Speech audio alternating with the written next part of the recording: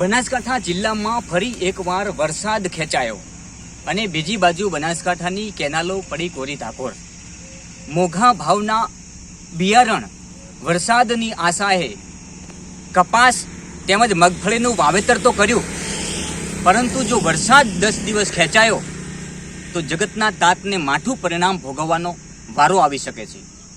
કુદરત ઉપર મીટ માંડીને બેઠેલો આ જગતનો તાત એક બાજુ સરકાર પાસે અનેક રજૂઆતો કરી, ભૂગર્ભ જળ બનાસકાંઠામાં ખતમ થઈ ચૂક્યા છે, ત્યારે સુજલામ સુફલામ ચાલુ કરો અને ભૂગર્ભ જળ બચાવોના અભિયાન સાથે અનેક ખેડૂતો રસ્તા ઉપર ઉતર્યા, પરંતુ સરકારે ખેડૂતની વાત ના સાંભળી.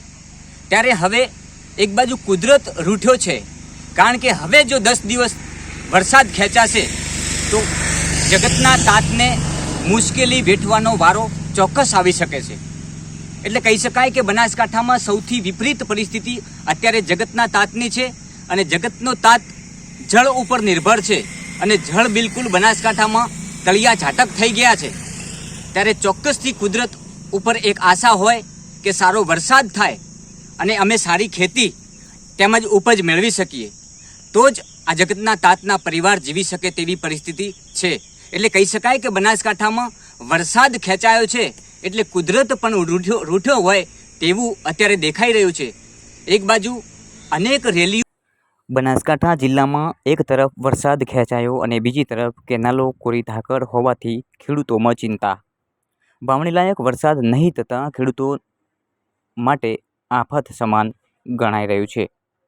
બનાસકાંઠા જિલ્લામાં ચાલુ ચોમાસું સિઝને વરસાદ ખેંચાતા ખેડૂતો ચિંતામાં મુકાયા, જેમાં વરસાદની આશાએ ખેડૂતોએ મોંઘાદાટ બિયારણો લાવી આજથી 1 માસ અગાઉ દિયોદર, લાખણી, ડીસા, થરાદ તાલુકાના ખેડૂતોએ જમીનમાં મગફળી, કપાસનું વાવેતર કર્યું હતું, પરંતુ ચાલુ ચોમાસું સિઝને વરસાદ ખેંચાતા કપાસ, મગફળીના વાવેતર પર સંકટના વાદળો છવાઈ ગયા છે.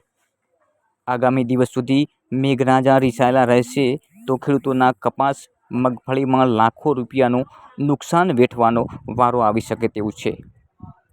બનાસકાંઠા જિલ્લામાં એક તરફ વરસાદની ખેંચતાણ અને બીજી તરફ કેનાલો બંધ કરી દેવાતા મોંઘાદાટના બિયારણો વાવેતર કરાયેલા કપાસ, મગફળીના પાકમાં સંકટના વાદળો ઘેરાયા છે. આમ જો હજુ 5-10 દિવસ વરસાદ ખેંચાશે તો કપાસ, મગફળીનું ઉત્પાદન ઘટવાની ખેડૂતોમાં આર્થિક ભીંસમાં મુકાઈ જશે. એટલે મહત્ત્વની વાત કે કુદરત એક બાજુ રીસાયો છે, ત્યારે જગતનો તાત મીટ માંડીને બેઠો છે. ક્યારે આવશે વરસાદ અને ક્યારે અમારો વાવણી કરેલો પાક આવશે બહાર?